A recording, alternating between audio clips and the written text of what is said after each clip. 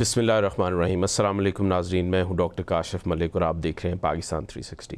नाज़रीन, पाकिस्तान की इकॉनमी जो है उसको बहुत से चैलेंजेस फेस कर रही है, और अगर हम देखें तो पाकिस्तान का जो कर्ज़ है इस वक्त वो तकरीबन 82 ट्रिलियन रुपीस पे पहुंच गया है। एक इकॉनमी जो कि टोटल 127 ट्रिलियन की है उसमें 82 अरब का कर्ज़ बहुत ज़्यादा है। हमने पिछले 11 माह में तकरीबन 5.9 ट्रिलियन जो है कर्ज़ जो है वो लिया है, जो 16 अरब रुपए बनता है रोज़ाना की बुनियाद पे। इसके साथ साथ अगर हम अपना फिस्कल मॉडल भी देखें तो वो बहुत हद तक एक फेल्ड फिस्कल मॉडल नज़र आ रहा है, और जो स्टेट है वो कोशिश ये करती है कि किस तरह हमने टैक्सेस को इकट्ठा करना है, ना कि हमने ग्रोथ सेंट्रिक रखना है या प्रोडक्टिविटी की तरफ जाना है। अच्छा, दूसरी तरफ अगर हम देखें तो हमारी इंडस्ट्रीज़ और बिज़नेस जो है उनको भी मेजर चैलेंजेस का सामना है।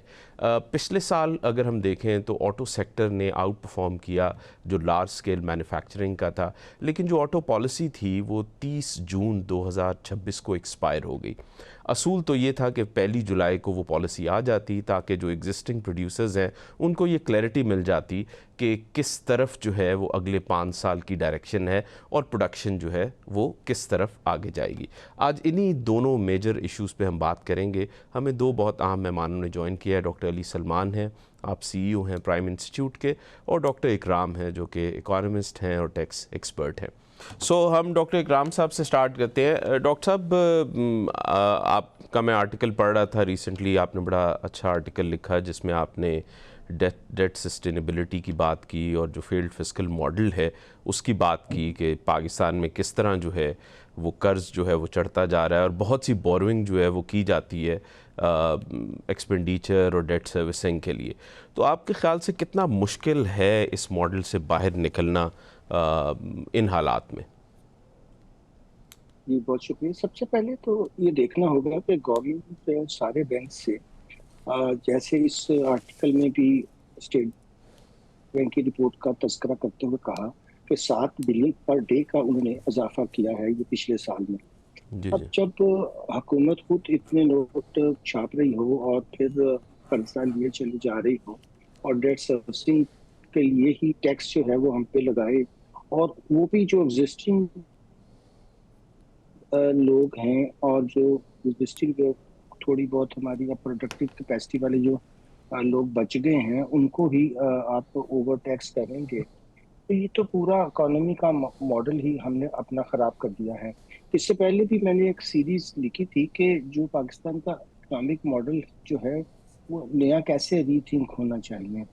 अब जब तक हम अपने बैंकिंग निज़ाम में ये चीज़ पैदा नहीं करते हैं कि वो इंडस्ट्री को और एसएमईज को और फार्मर्स को जहाँ जहाँ की जरूरत है वो के थोड़ी बहुत एलोकेशन हर साल स्टेट बैंक उसकी कर देता है, मगर बैंक वो भी डिस्पर्स नहीं करते हैं क्योंकि उनको रिस्क लेने की आदत ही नहीं रही है। वो कहते हैं जी हम जब गवर्नमेंट के सॉवरेन बॉन्ड्स हमारे पास अवेलेबल हैं और वो हमें हर हाल में उसका इंटरेस्ट मिलेगा, एक तरफ वो स्टेट बैंक की हम इनकम जो है वो बुक कर लेते हैं अपने जो नॉन टैक्स रेवेन्यू में है, दूसरी तरफ बैंकों को फिर हम अब इस साल से शायद 52% हो जाएगा, मगर पहले इससे 2 साल में 54% और 50 जो है 3% लगाया, मगर परमानेंट अब उनका रेट 52% कर दिया गया है। तो ये तो ऐसा एक विशियस सर्कल है कि फिर तो कभी हम इससे नहीं निकल सकेंगे, और गवर्नमेंट अपनी एक्सपेंडिचर साइड को ना देखना चाह रही है।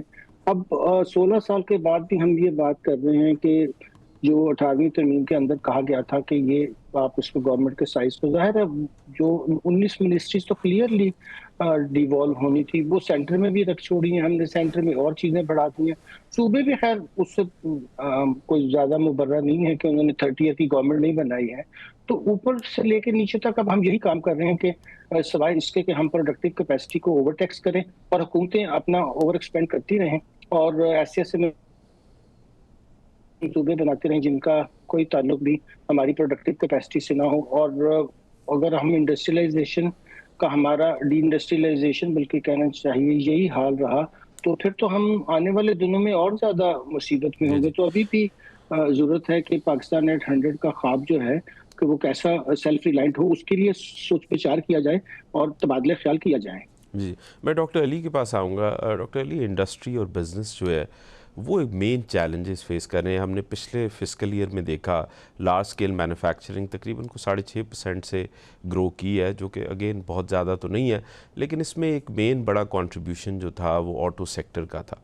अब 30 जून को हमारी ऑटो सेक्टर पॉलिसी एक्सपायर हो गई। होना तो ये चाहिए था कि 30 जून से पहले पहले नई ऑटो सेक्टर पॉलिसी अनाउंस हो जाती, ताकि वो जो मैन्युफैक्चरर एग्जिस्टिंग हैं जो कि 3 से 16 तक पहुँचे हैं पिछले 10 साल में, जो हमारी 2016 से लेके 2026 तक की ऑटो पॉलिसी 2 आई और 13 नए मैन्युफैक्चरर्स जो हैं वो तकरीबन ऐड हुए ऑटो सेक्टर में। तो ये एक मेन अनसर्टेनिटी का रीज़न है, और ये हम खाली ऑटो सेक्टर में नहीं और भी बहुत सी इंडस्ट्रीज़ में देखते हैं। तो आपके ख़्याल से ये क्या हमारा हर दफ़ा एडहॉकिज़म का मामला है कि कभी हम सोचते हैं कि जी लिबरलाइज़ कर दें ट्रेड और कोई ऑस्ट्रेलियन मॉडल पे चले जाएं, फिर दूसरी तरफ हम बात ये कर रहे होते हैं कि हमने लोकल प्रोडक्शन को बढ़ाना है, इंडस्ट्रीज़ को पाकिस्तान में लगाना है। जी बहुत शुक्रिया डॉक्टर काशिफ। मेरे नज़दीक जो हमारा बुनियादी मसला है वो इकोनॉमिक मॉडल का ही मसला है, और ऑटो पॉलिसी उसकी एक मिसाल है, उसकी केस स्टडी के तौर पर हम प्रेजेंट कर सकते हैं। अगर मैं इसको बहुत सिंप्लीफाई करके आपसे शेयर करना चाहूँ तो वो इस तरह है कि हमने हमारी इंडस्ट्रियल पॉलिसी और ऑटो पॉलिसी का बिलखसूस दो बड़े इंपॉर्टेंट फीचर्स हैं। एक तो ये कि गवर्नमेंट ने कहा कि हम आपको टैरिफ बेस्ड प्रोटेक्शंस देंगे, टैरिफ वॉल्स के ज़रिए हम लोकल प्रोडक्ट्स को, लोकल असेंबली को हम प्रमोट करेंगे और इम्पोर्टेड गुड्स को हम डिस्करेज करेंगे, और उसके बदले में आप हमें सिक्योर्ड टैक्सेस देंगे। हम अक्सर टैरिफ की बात करते हैं मगर ऑटो सेक्टर के अंदर, मगर टैक्सेस को उतना ज़्यादा हाईलाइट नहीं करते। Significant portion of the price that we pay as consumers and customers of auto is taxes, 35 to जी जी 40% उनकी इसके शामिल है। तो अब एक तरफ हमने उनको टैरिफ बेस्ड प्रोटेक्शन दी है, दूसरी तरफ हमने उनसे टैक्सेस दिए हैं। लेकिन जो अगर आपने मॉडर्न उसमें देखना हो इंडस्ट्रियल पॉलिसी के तनाजुर में, तो हम देखना चाहेंगे कि हमारी पॉलिसी एफिशिएंसी लेके आए, ऑटोमेशन लेके आए, इनोवेशन लेके आए, बेहतर स्टैंडर्ड्स लेके आए, और इवेंचुअली फिर एक्सपोर्ट की तरफ हम जाएं। वो एक्सपोर्ट तो एक आखिरी कदम होता है, हम उससे स्टार्ट नहीं कर सकते हैं। तो इस तनाजुर में अभी जिस तरह आपने कहा कि 30 जून को मौजूदा पॉलिसी ख़त्म हो गई, और इस वक्त काफ़ी ज़्यादा डिस्कशन चल रही है। हुकूमत के अंदर में मुख्तलिफ कैंप्स मौजूद हैं। मिनिस्ट्री ऑफ कॉमर्स और तरीके से सोचती है, वो टैरिफ पॉलिसी को चूँकि लेके आए हैं पिछले साल, और टैरिफ पॉलिसी लिबरलाइजेशन की तरफ जा रही है। और जो अखबारों के मुताबिक टैरिफ पॉलिसी जो कि पिछले साल ऑटो पर अप्लाई नहीं हुई थी, और इस साल जब अप्लाई हो जाएगी, जब ये पॉलिसी फाइनलाइज होगी, तो on average 156% duties and taxes से कम होकर 74% पे आ जाएंगे, depending on the engine CC right. Range. So एक सिग्निफिकेंट शिफ्ट हम एंटिसिपेट कर रहे हैं ऑटो के अंदर, जिसकी जिसकी वजह से ऑटो इंडस्ट्री बहुत रिएक्ट भी कर रही है। और उनके जो, अगर हम उनकी केस सुने तो वो ये कहते हैं कि जी हमारा जो कॉस्ट है ऑफ डूइंग बिजनेस बहुत हाई है, एनर्जी कॉस्ट बहुत हाई है, कॉस्ट ऑफ फाइनेंसिंग बहुत हाई है, और हम जो है इकोनॉमीज ऑफ स्केल की तरफ नहीं जा सकें। सो वो ज़ाहिर है, अगर आप गाड़ियाँ महंगी रखेंगे तो प्रोडक्शन कम होगी, जो प्रोडक्शन कम होगी तो इकोनॉमीज ऑफ स्केल नहीं आएगा, और उसके नतीजे में फिर बाकी इन्वेस्टमेंट नहीं आ सकती। सो इट्स ऑल अनफॉर्चुनेटली हम ऐसे स्टेज के ऊपर हैं जहाँ पर हम महंगी गाड़ियाँ बना रहे हैं, और उसकी जो ओनरशिप है, हमारी गाड़ियों की जो ओनरशिप है वो 5-7% से ज़्यादा नहीं है इस वक्त हमारी पॉपुलेशन की। तो वो यकीनन बहुत कम है पाकिस्तान जैसे मुल्क के लिए। जी जी, मैं डॉक्टर इकराम के पास आऊँगा। डॉक्टर साहब, इवन अगर हम ऑटो सेक्टर में भी टैक्सेशन को देखें, डॉक्टर अली बता रहे थे कि एक टैक्सेशन तो वो है जो कि इंपोर्ट के स्टेज पे है। अगर वो जो CKD किट्स आती हैं, कम्प्लीटली नॉकडाउन किट्स, उन पे टैक्स लग जाता है, कस्टम ड्यूटी लग जाती है। उसके बाद जब गाड़ी जो है वो असेंबल हो जाती है और बेची जाती है, तो मेरा ये ख्याल है कि ये कोई एग्जैजरेशन नहीं होगी कि जो कंपनीज़ और स्टेट हैं वो समहाउ पार्टनर्स हैं। मतलब आप इमेजिन करें कि अगर एक गाड़ी की प्राइस में 30 से 40% टैक्स है, और दूसरे बाकी जो चीज़ है वो 60% में कंपनी के प्रॉफिट्स शामिल हैं, तो ये दोनों तो पार्टनर्स हो गए। तो वो जो एक ख्वाब है कि जी हम सस्ती गाड़ी देखेंगे, वो ख्वाब तो खैर पूरा नहीं होता। लेकिन एक चीज़ जो समझ नहीं आती है कि कार जो है वो तो एक नेसेसिटी है। स्टेट क्यों इसको कोई लग्जरी गुड समझती है और समझती है कि हमने लोगों को मिल्क करना है टैक्सेस लगा के। और दूसरा मैं चाहूँगा इस पे भी कमेंट कर दें कि वो जब गाड़ी ख़रीद लेते हैं तो उसके बाद वो तकरीबन 40% जो है वो जो फ्यूल डलवाते हैं उस पर पेट्रोलियम डेवलपमेंट लेवी भी लगा दी जाती है। तो टैक्सेशन इस लेवल की है कि कोई शख्स बच ना सके किसी तरह। जी बहुत शुक्रिया जी। इसमें बहुत इंटरेस्टिंग एक दफ़ा मामला हुआ जब भगवान दास साहब सुप्रीम कोर्ट के जज थे। तो एक कमीशन बैठाया गया कि ये पहले तो हम इसको पेट्रोलियम डेवलपमेंट लेवी कहते थे, अब तो इसका नाम ये सीधा सिर्फ पेट्रोलियम एंड कार्बन लेवी ही कर दिया है। और उसके अंदर भी ये अपने एक पार्लियामेंट से ताकत हासिल कर ली है जो गैर आईनी है कि वो जब चाहें इसका जो रेट मुकर्रर कर दें। पहले इसमें एक स्केड्यूल होता था जिसके मुताबिक पार्लियामेंट ने एक आपको उसने कहा इसको 80 तक आप करवा लें, फिर 100 करवा लें। फिर मैंने सोचा कि चलें छोड़ें, ये क्या लिमिट क्या लेनी है। और ये पाकिस्तान के आइन के भी खिलाफ है क्योंकि आर्टिकल 77 में बहुत क्लियरली लिखा हुआ है कि कोई टैक्स भी जो है वो पार्लियामेंट की एक्ट के बगैर। अब ये तो कोई एग्जेक्टिव ऑर्डर से तो नहीं आप रोज रेट टैक्सों के मुकर्रर करते हैं, इसमें मैंने काफी लिखा भी है। अब आपने बहुत अच्छा सवाल किया है कि देखें ये जो आप पहले इंपोर्ट स्टेज के ऊपर आप सारे टैक्सेस लेना चाहते हैं, आप कहते हैं कि मैं पहले आपको कस्टम ड्यूटी लगाऊं, वो तो हमारे यहाँ आपको पता है रेगुलेटरी फिर कस्टम फिर एडिशनल कस्टम ड्यूटी। अब इसको रैशनलाइज करने की बात हुई थी, मगर साथ ही FBR अपना मामला लेकर आ जाता है कि जी सेल टैक्स भी हम यहीं ले लें और फिर 10% उसके ऊपर वैल्यू एडेड टैक्स भी ले लें, फिर ये सारा जमा कर लें और उसके ऊपर ये एक्साइज ड्यूटियाँ भी लगाते हैं और फिर कई आइटम्स पर। और ये सब जब इकट्ठा हो जाए तो से आपको लैंडेड कॉस्ट अब 150 नजर आ रही है और उसके ऊपर फिर आपसे इनकम टैक्स भी एडवांस ले लिया। हम दुनिया में आज तक नहीं देखा कि आप टैरिफ वाली चीज़ों को अपने रेवेन्यू कलेक्शन के लिए इस्तेमाल करें। और ये पाकिस्तान वर्स्ट अब केस मुझे नजर आता है पूरी दुनिया में कि मैं स्टडी करता हूँ कि किसी ने इस तरीके से टैक्सेशन नहीं किया कि अभी चीज बिकी नहीं, आप सेल टैक्स पहले आपको चाहिए, अभी इनकम अर्न ही नहीं किया है और आपको इनकम टैक्स चाहिए। और ये अब पहले तो एडजस्टेबल होते थे, ये भी एक हमें नाज़रीन को बताना होगा कि पहले तो चले इनको कहा जाता था कि ये जी आप पे एडजस्ट हो जाए। अब वो कह रहे हैं इनकम टैक्स ये जो हम आपसे लेंगे ये तो मिनिमम टैक्स है, ये तो हम कभी आपको वापस ही नहीं करेंगे। अब मैं समझ नहीं आ रही कि आईने पाकिस्तान में तो ये फैसला हुआ था, ये आपको याद होगा 91-92 में पहली दफा प्रिजम्पटिव टैक्सेशन आई, तो उसको जस्टिफिकेशन बहुत मुश्किल नजर आ रही थी कोर्ट को, मगर उन्होंने एक रास्ता निकाला कि हमारे यहाँ एक एंट्री तो ये है कि आपको नेट इनकम पे टैक्स लगा दिया जाए। और कहाँ अगर ना ऐसा कर सके स्टेट तो इन लीव ऑफ का वर्ड बहुत इंपॉर्टेंट था, ये एंट्री 52 थी, हम तो लगा सकते हैं मगर इन एडिशन नहीं लगा सकते। अगर प्रिजम्पटिव लगा दिया तो फिर मेन टैक्स में नहीं जाएंगे, इन्होंने दोनों लगा दिए 2019 में। और ये बहुत ही एक खराबी की चीज पैदा हुई क्योंकि अब लोग ये कहते हैं कि चले मुझे मिनिमम टैक्स देना है तो मैं फिर अपनी सारी टैक्सेशन यूं रेंज कर लेता हूं कि मुझे आखिर में टर्नओवर का ही टैक्स देना पड़े, या अगर मेरा 15% टैक्स कट रहा है तो फिर मैं ये कोशिश करूं कि अपनी इनकम का लेवल भी उसी टैक्स की डिडक्शन के बराबर ले आऊं। इसलिए पूरी हमारे माहौल को दो तरीके से खराब किया।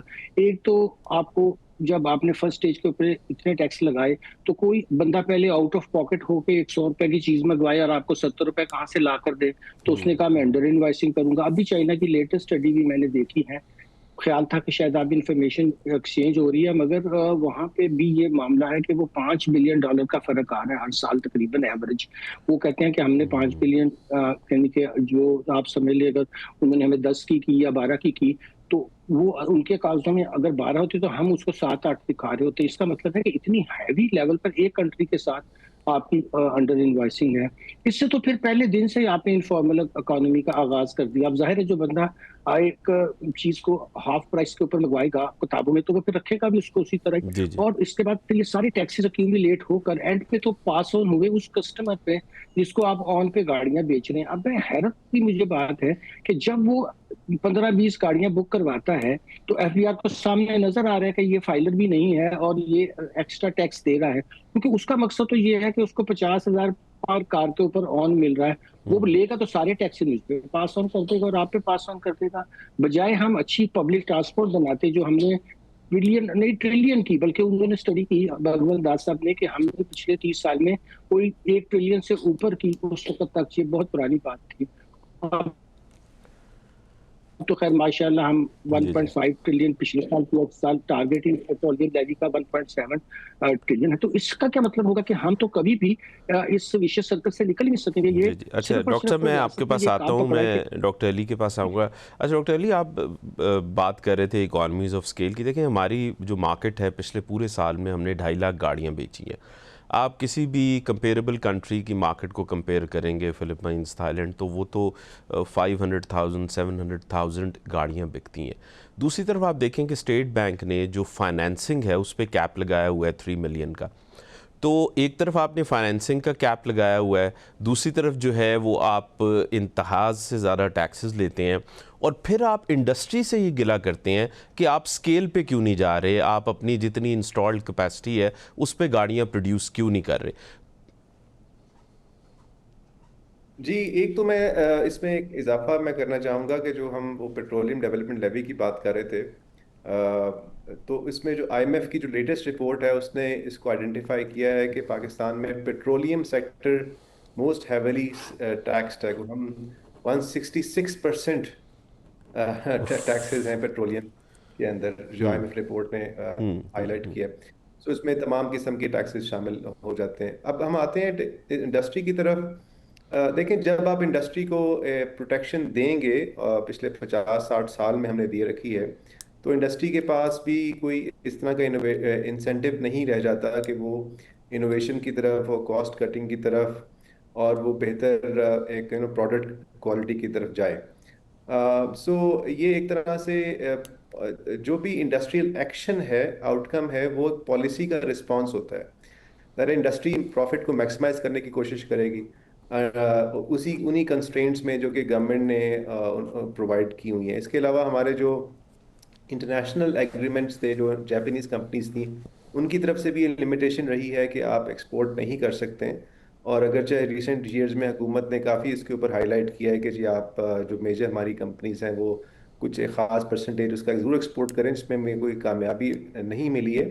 लेकिन ज़ाहिर है वो इंटरनेशनल वैल्यू चेन के अंदर उनकी बिल्कुल और डायरेक्शंस हैं। जिन कंट्रीज़ की आपने बात की, वियतनाम की, इंडोनेशिया की, उन्होंने जहाँ से बात शुरू की वो ये थी कि हम अपनी सबसे पहले इकॉनमी को ओपन करेंगे, टैरिफ की वॉल्स को गिराएंगे, ताकि इन्वेस्टमेंट आ सके। जब इन्वेस्टमेंट आएगी, और वो इन्वेस्टमेंट सिर्फ लोकल मार्केट के लिए नहीं होगी, वो ग्लोबल मार्केट के लिए भी होगी। तो उन कंट्रीज़ ने फिर आहिस्ता आहिस्ता एक लोकल मार्केट्स के साथ इकोनॉमीज ऑफ स्केल के लिए इंटरनेशनल मार्केट में भी एक प्रेजेंस बना ली। और ये तभी मुमकिन होता है जब आप इंटरनेशनल ग्लोबल वैल्यू चेन का हिस्सा बने, ना कि ये कोशिश करें कि हम 100% लोकलाइजेशन की तरफ या इंडिजनाइजेशन की तरफ जाएंगे, जिसको हम आमतौर पर कहते हैं कि जी हम मेक इन पाकिस्तान या मेड इन पाकिस्तान बनाएंगे, जो जाहिर बड़ा एक खुशनुमा नारा है। लेकिन इस खुशनुमा नारे के पीछे एक बड़ी फ्लॉड इकोनॉमिक थिंकिंग है, जिसमें कि हम बेसिकली प्रोडक्टिविटी और एफिशिएंसी के खिलाफ चले जाते हैं, और एक ख़ास प्रोटेक्टेड सेक्टर्स को ही हम प्रमोट करते रहते हैं। और ये सिर्फ गाड़ियों का मसला नहीं है। अभी आप देखें, आपने गाड़ियों की लग्जरी गुड की बात की, हुकूमत तो ये समझती है कि मोबाइल फ़ोन भी एक लग्जरी है, उसके ऊपर भी टैक्स लगना चाहिए, और ज़्यादा टैक्स उन्होंने लगाए हुए हैं। तो गाड़ी तो बहुत महंगी चीज़ है, यहाँ तो हमने मोबाइल फ़ोन को भी लग्जरी बनाया हुआ है, इंटरनेट भी लग्जरी गुड है, इसको भी बंद होना चाहिए। तो वो जो भी कंट्रोल के मैकेनिज्म है, हमें मुख्तलिफ उसके अंदर नज़र आते हैं। तो मुझे उम्मीद है कि जो नई पॉलिसी आएगी उसमें जो आपने फाइनेंसिंग की बात की है, उसको भी एड्रेस किया जाएगा, और ये जो फाइनेंसिंग के ऊपर कैप है उसको ख़त्म कर दिया जाएगा, या उसको बढ़ाकर कम से कम 10 मिलियन रुपीस तक कर दिया जाएगा, ताकि गाड़ियों की मुख्तलिफ रेंज कस्टमर्स के पास आ सकें। क्योंकि इंटरेस्ट रेट भी थोड़े से बेहतर हैं, पिछले 2-3 साल की निस्बत कम उसमें उनमें कमी आई हुई है। तो वो अफोर्डेबिलिटी का सेगमेंट है। सो हमें फाइनेंसिंग की ज़रूरत है, हमें नई टैरिफ पॉलिसी की ज़रूरत है, हमें नए इंडस्ट्रियल पॉलिसी की फीचर्स की ज़रूरत है, ताकि हम इस पॉलिसी को एक बेहतर इकोनॉमिक कंट्रीब्यूशन के लिए इस्तेमाल कर सकें। जी जी, हमें लेना एक ब्रेक और हम वापस आते हैं।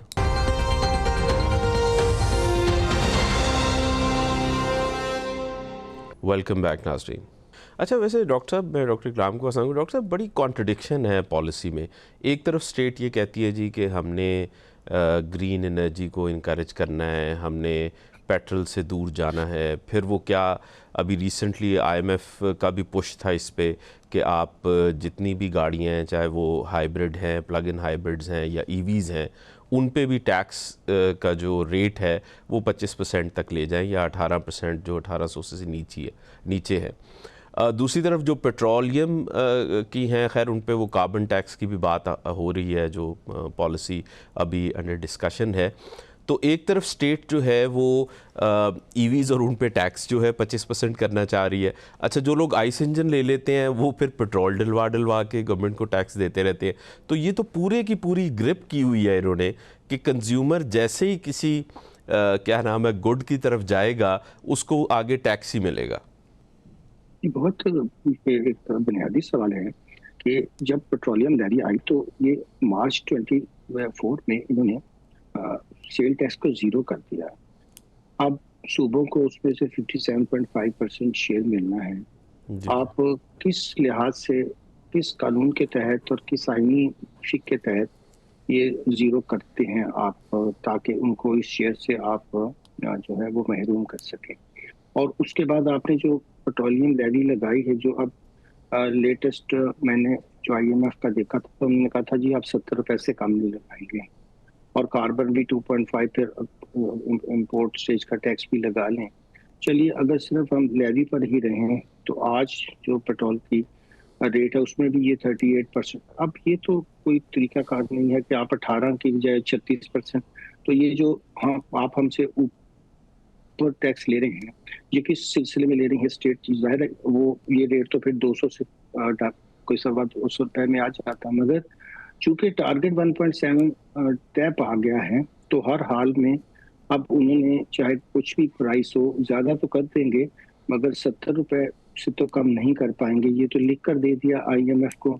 और मुझे इस बात की समझ नहीं आई है कि जब आपने दुरुस्त फरमाया कि एक तरफ हम रिन्यूएबल एनर्जीज की बातें कर एनवायरमेंट रेजिलियंस का माशाल्लाह प्रोग्राम भी चल रहा है, जिसके अंदर भी हमने 1.2 बिलियन से लेने हैं, तो ये एनवायरमेंट का इशू भी है। और एनवायरमेंट का इशू अब ये ना हम समझें कि सिर्फ ये इकोनॉमिक का मसला रह गया है। आर्टिकल 9A हमने इंसर्ट किया है ये 26वीं तरमीम में, जिसमें अब वो भी फंडामेंटल राइट, एक तरफ हमें शौक है कि अपने आइन के अंदर हर चीज को फंडामेंटल राइट में डालते हैं, चाहे वो फ्री एजुकेशन, चाहे वो हेल्थ, चाहे वो अब एनवायरमेंट हो, और फिर उसकी ऐसी हम खिलाफ वर्जी करें तो ये रियासत को अच्छा लगता है कि चले हमने ना डाला होता तो हम ये कहते हैं भाई हम तो मानते हैं इसके कोई फंडामेंटल राइट है चीन, हम तो चीन बन गए हैं, अब हमने कोई फंडामेंटल राइट की बात नहीं करनी है। मगर दूसरी तरफ हमने लोगों को अफोर्डेबल ट्रांसपोर्ट बनाने का कोई इंफ्रास्ट्रक्चर, अब शहरों में आप अंडरपास बना रहे हैं, ओवरहेड बना रहे हैं, गाड़ियों की फिर भी लाइनें लगती हैं जब रश आवर्स होते हैं, तो आपको पब्लिक ट्रांसपोर्ट, आप मुझे बताएं 3 बड़े शहर हों आपके पास या 4 हों और उसमें एक भी मैस ट्रांजिट का सिलसिला ना हो, तो ये कितनी बड़ी नाकामी है कि आप चाह रहे हैं कि उन बड़े शहरों के अंदर हमेशा पोल्यूशन हो, हमेशा कारों का जो है ट्रैफिक जैम हो और आपको बस टैक्स मिलता रहे।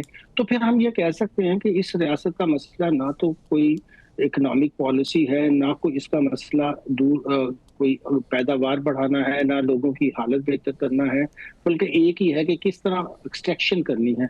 अब अगर आप एक्सट्रैक्टिव स्टेट बनाना चाहते हैं, और मैंने तो एक सख्त आर्टिकल का अनुमान रखा था कि ये हमारी पैरासाइटिकल लीड्स एंड एक्सट्रैक्शन जो एक्सट्रैक्टिव स्टेट है, ये एक मॉडल बन गया है, वो पैरासाइट है उसके ऊपर, और वो कह रहे हैं कि जी हम मारात तो वगैरह कम नहीं करेंगे, कर्जा लेना पड़े तो कोई बात नहीं है, उसको हम साइज ऑफ गवर्नमेंट नहीं ठीक करेंगे, उसको एफिशिएंट नहीं बनाएंगे, और वफाक के पास भी इतने सब्जेक्ट रखेंगे।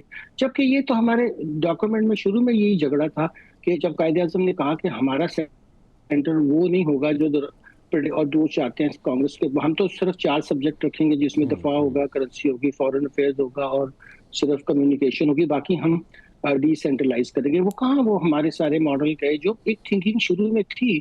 और अगर यही रखी जाए तो आप सुबह को ये कहें भाई देखें आप अपने सेल टैक्स भी खुद कलेक्ट करें और गुड्स, तो वो फिर एक दूसरे से हेल्दी कंपटीशन भी करेंगे कि वो वहाँ अपनी प्रोडक्शन के लिए लोगों को इंसेंटिव भी देंगे। चाइना का मॉडल आप देख लें, जी ऊपर जी वन पार्टी गवर्नमेंट सेंट्रलाइज लगती है, मगर नीचे सारी के सारी स्टेट जो हैं वो डिसेंट्रलाइज मॉडल के ऊपर चल रही हैं। तो हमें क्या मसला है कि हमने सेंट्रलाइज मॉडल भी रखना है, हुकूमत का साइज भी छोटा नहीं करना है इसको, और ये खर्चे भी बढ़ाते चले जाना है, और फिर उसका एक ही मॉडल रह गया कि एक्सट्रैक्टिव स्टेट बना लें जहां से जो टैक्स, अब जाहिर है ये इनफ्लेक्सिबल गुड्स है, आपने ऑयल तो लेना है, आपने गाड़ी, क्योंकि आपने सिस्टम ही ऐसा बना दिया कि अफोर्डेबल ट्रांसपोर्टेशन तो है नहीं। उससे जी जी मोटरसाइकिल पे जो बंदा सुबह जाता है 1 लीटर दूध डलवा के, उससे रियासत 70 रुपए छीन रही है डेली। अरे ये तो बहुत ही बड़ी ज्यादती है। जी ऐसे ही है। मैं डॉक्टर अली के पास आऊँगा। अच्छा डॉक्टर साहब, हम जो बात कर रहे थे अनसर्टनिटी की और किस तरह वो इंडस्ट्री को इफ़ेक्ट करती है, अब 30 जून को फाइनेंस बिल जो नया आया उसमें जो एचईवीज़ और जो हाइब्रिड और प्लग इन हाइब्रिड गाड़ियाँ थी उन पे जो टैक्स की रिबेट थी वो प्रैक्टिकली ख़त्म हो गई। तो वो 8.5% से उठ के 25% जो डिफ़ॉल्ट है आइस इंजन का उस पे चली गई। अब हो रहा इंडस्ट्री में ये है कि जितनी भी कंपनीज़ हैं जो एचईवीज़ और पीएचईवीज़ बना रही हैं उन्होंने इन्वॉइसिंग रोक दी है, कुछ ने प्रोडक्शन रोक दी है, और सब लोग अब इंतज़ार कर रहे हैं जी कि ऑटो पॉलिसी आएगी, कोई गवर्नमेंट का एसआरओ आएगा तो फिर बात जो है वो आगे बढ़ेगी। तो इस किस्म की अनसर्टनिटी में आप देखें कि वो बजट के 2-3 महीने हैं जब बिज़नेस रुक गया, ठीक है, तो इंडस्ट्री जो है वो पूरे साल में कितना अरसा बिज़नेस कर रही है और कितनी ट्रांजैक्शंस हो रही हैं। तो इस पे भी ज़रा कमेंट करें कि ये क्यों इस तरह बार बार रिपीटेडली होता रहता है। बड़ी अहम बात की आपने डॉक्टर काशिफ। मैंने रिसेंटली इसी के ऊपर एक आर्टिकल लिखा था, और आई थिंक डॉक्टर नदीमुल हक ने भी इसी तरह के व्यूज़ शेयर किए हैं कि ये जो हमने एक एनुअल बजट एक्सरसाइज करते हैं, उस एनुअल बजट एक्सरसाइज में हम एक्सपेक्टेशंस ये डेवलप कर देते हैं कि टैक्स रेट्स, टैरिफ रेट्स, मुख्तलिफ एफईडी के रेट्स, ये सब चेंज हो सकते हैं। और जब हम ये हर साल की बुनियाद के ऊपर ये साइकिल रीओपन करते हैं, तो वो इंडस्ट्री वाले भी इस्लामाबाद पहुंच जाते हैं, मुख्तलिफ लॉबी ग्रुप्स भी पहुंच जाते हैं, और हर कोई अपनी अपनी इंडस्ट्री को प्रोटेक्ट करने के लिए कोई स्पेशल ट्रीटमेंट, कोई एग्जाम्पशंस और रेट डिफरेंशियल सब एक्सरसाइज करने की कोशिश करते हैं, जिसकी वजह से ये पॉसिबल नहीं रहता कि एक लेवल प्लेइंग फील्ड दिया जाए और एक जो है यकसा या लॉन्ग टर्म पॉलिसी दी जा सके। उसका पॉलिसी का होराइजन बहुत छोटा हो गया हमारा। तो उसका हल यही है कि आपने, जिस तरह अभी हमने देखा कि नेशनल टैरिफ पॉलिसी आई पिछले साल, तो वो 5 साल के ऊपर मुहित है, और उसका एक स्केड्यूल है कि जी हमने इस साल इतनी कस्टम ड्यूटी कम करनी है, इतनी रेगुलेटरी ड्यूटी कम करनी है, इतनी एसीडी कम करनी है, और ख़त्म कर देना ओवर 4 ईयर्स, और 11% से 6% पे ले आएंगे ओवरऑल कस्टम ड्यूटी। तो एक क्लियर और मौजूद है, जिसकी वजह से इंडस्ट्री ने उस तरह एडजस्ट कर लिया। लेकिन उसके अंदर ऑटो शामिल नहीं थी लास्ट ईयर, क्योंकि ऑटो ने इस साल एक्सपायर होना था।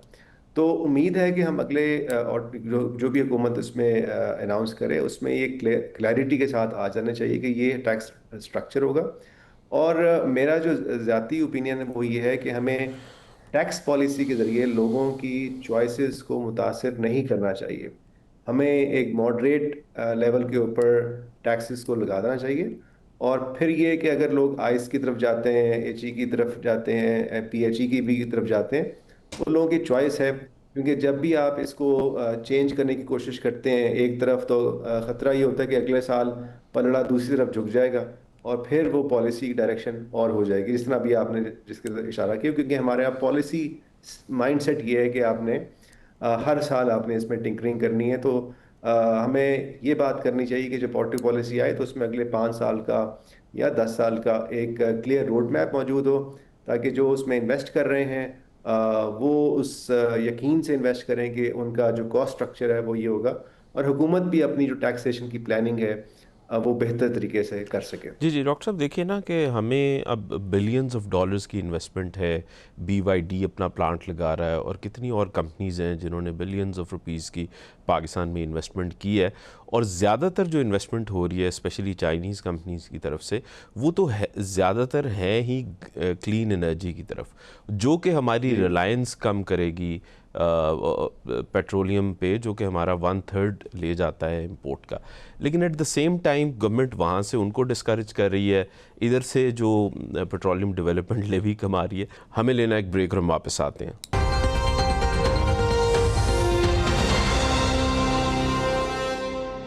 वेलकम बैक नाज़रीन। मैं डॉक्टर इकराम के पास आऊँगा। डॉक्टर साहब, मैं लिस्ट देख रहा था कि पाकिस्तान में हम कौन कौन से टैक्सेस से पैसा इकट्ठा करते हैं, तो वो लिस्ट बड़ी इंटरेस्टिंग है जी। Withholding tax, advance tax, indirect tax, इसके अलावा जी पेट्रोलियम लेवी, इंपोर्ट स्टेज के टैक्सेस। तो हमारी पूरी कोशिश होती है कि किसी तरह से जो इनडायरेक्ट टैक्सेस हैं उनका कंट्रीब्यूशन जो है वो बहुत ज़्यादा रहे, ताकि लोग जो हैं वो किसी तरह से बच ना सकें। काशिफ साहब, इसमें सबसे इंटरेस्टिंग बात यह है कि अभी हमने जो बाकी टैक्सेस सूबे लगाते हैं और कई और लेवीज जो हैं, अगर इकट्ठी कर लें तो ये तो कोई तकरीबन 43 बन जाती हैं। इस पर फिर इंशाल्लाह हम किसी दिन तफसीली प्रोग्राम करेंगे। मगर एक और भी बड़ा शदीद मसला पैदा हुआ है, और वो ये है कि सूबों ने इंफ्रास्ट्रक्चर टैक्स के नाम के ऊपर जो गुड्स की मूवमेंट थी, जाहिर है कि पाकिस्तान में इंपोर्ट होकर गुड्स आती हैं, ज़्यादातर इंडस्ट्री में हम इस्तेमाल करते हैं। ओवर रिलायंस तो हमारी है ही है इंपोर्ट पर, मगर जाहिर है उसकी हिस्टोरिक वजह है, गवर्नमेंट की अपनी पॉलिसीज़ का नतीजा है। और अब वो ये भी हमने इंटरनल वॉल्स ऑफ टैरिफ भी क्रिएट कर दी हैं, और जब चारों सूबों ने ये पास कर दिया, इस पर अगर आप मेरा आर्टिकल देखेंगे, इस दफ़ा मैंने लिखा है डिटेल आर्टिकल, और वो अब इस कदर खौफनाक चीज बनती जा रही है कि ये कॉस्ट और भी बढ़ जाएगी। एक तरफ हम चाह रहे हैं कि हम ईज पैदा करें, हम चीज़ों को आने दें, टैरिफ कुछ जो है वो रैशनलाइजेशन हुई है, मगर दूसरी तरफ वो सूबों ने उसको नलीफाई कर दिया है। आपने जो फरमाया वो तो बहुत अरसे से ये अगर आप देखें तो एफबीआर की अपनी total collection by assessment and efforts जो है वो 4-5% है। ये मैंने हिस्टोरिक डेटा 15 साल का पब्लिश किया है, और बाकी सारा टैक्स उनको इनडायरेक्ट तरीके से आ रहा है, चाहे वो इनकम टैक्स ही क्यों ना हो। इनकम टैक्स में 60-65% तो आपको पता है उनको विथहोल्डिंग से आ जाता है, और बाकी एडवांस में तकरीबन उनको 30%। तो फिर क्या बात रह जाती है? कोई बात ही नहीं रह जाती है। वो तो ऐसा कोई मॉडल दुनिया में आप चला ही नहीं पाएंगे जहां आप इतनी हैवी जो है वो एडवांस टैक्सेशन कर दें, चाहे वो इंपोर्ट स्टेज पे हो या आपको अपना एडवांस टैक्स क्वार्टरली और बैंकों से तो मंथली एडवांस टैक्स बिलियंस में लेते हैं। तो अगर फिर आप अपना कैश फ्लो ठीक कर रहे हैं, कोई आपको कैश का मसला है कि आपको हर महीने कोई कैश फ्लो चाहिए, और ये कौन सी स्टेट होती है जो कैश फ्लो के ऊपर इस तरह की टैक्सेशन लगा के अपना गुजारा करती है? तो ये फिस्कल कंसोलिडेशन और ये बातें जो अभी आपने की, ये सिर्फ मुझे ऐसे लगता है जैसे पेपर पर ही है। क्योंकि देखिए, अभी आपने दुरुस्त फरमाया कि ये ईवी वाला जो स्ट्रक्चर था, वो चूंकि चाइनीज यहाँ आ रहे थे तो आईएमएफ ने बिल्कुल इनकार किया है कि जी हम कम नहीं करने देंगे आपको। इससे पहले एक्सपोर्ट प्रोसेसिंग जोन में चाइनीज रिलोकेट करना चाह रहे थे, उन्होंने क्लियर कहा कि जी इसकी नई एग्जम्पशन है तो आप देना भूल जाएं, आप कोई अपनी export processing zone with tax exemption नहीं अनाउंस करेंगे, और जो पुराने हैं उनको भी आप अगले 5-4 साल में खत्म कर दें। तो मुझे यूं लग रहा है कि इस पर एक आर्टिकल भी मैंने पॉइंट में लिखा था कि चुन चुनकर आईएमएफ ने जो सी पैक रिलेटेड चीजें थी या चाइनीज इन्वेस्टमेंट से रिलेटेड चीजें थी उनको डायरेक्टली हिट भी किया है। ये किसी ने नहीं इसको पॉइंट, मैंने उसमें एक एक जो चेंजेस टैक्स लॉज में हुई है वीजा भी, उसका जो चाइनीज सी पैक के अंदर जो एग्रीमेंट थे और जो उसके साथ मैंने डायरेक्ट लिंक साबित किया है। तो अब ये बात बिल्कुल क्लियर है कि हमारे यहाँ वो बिल्कुल जब तक हम आईएमएफ के प्रोग्राम में हैं वो हमें कोई भी ऐसी चीज़ नहीं करनी देंगे जिससे डॉक्टर साहब, आपने बड़ा इंटरेस्टिंग पॉइंट मिले। रेज किया। आप देखें कि अमेरिका ने किसी किस्म की चाइनीज़ गाड़ी को अलाउ नहीं किया हुआ कि वो यूएस में आके प्रोडक्शन करे, हालांकि 1/3 प्राइस पे उससे बेहतर क्वालिटी की गाड़ियां मिल सकती हैं उनको। और आप बिल्कुल सही फरमा रहे हैं कि मैं भी इस चीज़ पे हैरान हुआ था कि हमने पिछले 10 साल में ऑटो सेक्टर में काफ़ी इन्वेस्टमेंट देखी है पाकिस्तान में, तो अब हम मतलब क्यों नेशनल टैरिफ पॉलिसी के थ्रू आके एक पूरी की पूरी यूज्ड कार मार्केट जो है उसको खोलना चाहते हैं, जिसकी वजह से जो आपकी इंडस्ट्री जो है वो थोड़ी सी पैरों पे खड़ा होना शुरू हुई है, वो दोबारा रिवर्स हो जाए। लेकिन आपने बड़ा इंटरेस्टिंग पॉइंट इसमें वो चाइनीज़ का भी बताया कि वो क्यों इतना ज़्यादा पुश आ रहा है। अच्छा डॉक्टर साहब, वो एक और इम्पॉर्टेंट चीज़ आप ये देखें कि हमारा जो पूरे का पूरा टैक्स मॉडल है उसमें हम इनकम और वेल्थ की तरफ टैक्सेशन को लेके ही नहीं जाते हैं। यूँ महसूस होता है कि जिस तरह हम तो जो इकोनॉमिक एक्टिविटी है उसको टैक्स करना चाहते हैं कि किसी तरह से बस हमारे पास टैक्स आ जाए। सो मेन ऑब्जेक्टिव ये है कि जी टैक्स कलेक्शन होनी चाहिए, और इसी पे एफबीआर हर वक्त जो है क्या नाम है, प्रेस कॉन्फ्रेंसेस में बताता रहता है जी कि इस साल इतने % से इंक्रीज़ हो गया और इस साल हमने इतनी कलेक्शन कर ली, लेकिन वो at the cost of growth आ रही है इकॉनमी में। जी बिल्कुल, बहुत ही ये एक फंडामेंटल सवाल है। मैंने तो बहुत लिखा है इस पर कि हम असल में अगर इनकम टैक्स आप उठाएं और उसकी 60 से ज़्यादा जो विद होल्डिंग प्रोविजंस है एक एक का जायजा लें, तो उसमें से 4 को निकाल कर एक डिविडेंड जो एक्चुअल इनकम होती है, एक सैलरी ज़ाहिर पे एज यू अर्न वाला वो पेरोल टैक्स का कॉन्सेप्ट पूरी दुनिया में है, मगर उसकी और रीजंस हैं। एक आप वहाँ देख लीजिए प्रॉफिट ऑन डेट, चलिए इंटरेस्ट भी आपका वो ऐसी है कि एक इनकम होता है, और इसके अलावा आपको ये 3-4 आइटम छोड़कर सारी आपको ट्रांजैक्शनल कंजम्पशन टैक्सेस नजर आएंगे, या एसेट इन्वेस्टमेंट के, मिसाल आपने प्लॉट, आपने कोई जगह खरीदी उस पर आपसे एडवांस टैक्स लेने की कोशिश करेंगे। अब जो जगह खरीद रहा है वो तो कैपिटल गेन नहीं कर सकता ना, जो बेचेगा चले आप कह रहे हैं भागना जाए इससे हम कुछ अमाउंट ले लें, आप इन्वेस्टमेंट को भी जो है वो स्ट्रगल कर रहे हैं बहुत बहुत हद तक। और आप देखिए, बहुत आपने ये बेहतरीन पॉइंट सामने लाए कि ऐसी आप अगर इनकम टैक्स का हुलिया ही आपने खराब कर दिया, वो तो इनकम पे टैक्स था और आइन भी यही कहता है, मगर वो 99% टैक्स और आपकी ट्रांजैक्शन बन के रह गया है, और उसकी वजह से जहां ये एक्चुअल इनकम भी थी वहां भी आपने उसको कोई उसमें से एक्सपेंस नहीं निकाल ले दिया, बल्कि आपने ये कहा है कि जी अगर आपको ये होगा तो मैं ग्रॉस पे, यानी उसमें मैं एक आइटम कैपिटल गेन बताना भूल गया था, यानी कैपिटल गेन और आप डिविडेंड और ये आपकी सैलरी और प्रॉफिट ऑन डेट, जिसको इंटरेस्ट है अब हम उसको सलामी नाम से प्रॉफिट ऑन डेट कहते हैं, तो ये 4 चीजें जो थी इसको भी उन्होंने और तरीके से टैक्स करने की कोशिश की कि इसमें भी अगर जाहिर है किसी का 6 लाख आपने रखा हुआ बिजनेस वाले का या किसी का, तो सैलरी को अगर छोड़ दे बाकी तीनों में ग्रॉस रिसीट के ऊपर टैक्स की शरह प्रॉफिट ऑन डेट पे 20%, डिविडेंड पे 15%, कैपिटल गेन पे 15%, इस तरह से उन्होंने उसको भी ग्रॉस पे टैक्स किया। यानी कि ये तो फिर एक अजीब सी बात हो गई ना कि आपने इनकम का कॉन्सेप्ट ही बदल दिया और आपने कहा कि मैं आपकी ग्रॉस रिसीट ही टैक्स कर दूंगा, बाकी तो सारे ट्रांजैक्शनल टैक्स हैं जितने भी उस पे लगे हुए, इस पे इंशाल्लाह हम किसी वक्त प्रोग्राम में उसमें से जो बड़ी बड़ी आइटम जैसे वो कॉन्ट्रैक्ट सबसे बड़ा है, तो कॉन्ट्रैक्ट तो पास ऑन हो जाएगा ना। अगर मुझे पहले से पता है कि मैंने कॉन्ट्रैक्ट पे 15% टैक्स देना है तो मैं तो उसको पास अपनी प्राइस में डालूंगा। अगर मैं इंपोर्ट करूंगा तो मैं इंपोर्ट को भी अपनी प्राइस में डाल के उस पर पास ऑन कर दूंगा खरीदने वाले पे। तो वो तो हम किसी दिन एक एक आइटम पहली 10 जो इनके बड़े या 10 या 12 बड़े अगर रेवेन्यू जो वहाँ स्पिनर्स हैं विद होल्डिंग के, उसके ऊपर हम एक प्रोग्राम कर सकते हैं कि इसका इंसिडेंस कहाँ जा रहा है, क्योंकि इंसिडेंस देखना बहुत जरूरी होता है कि आफ्टर ऑल उसके इंसिडेंस की वजह से इकोनॉमिक एक्टिविटी पे क्या फर्क पड़ रहा है। सही।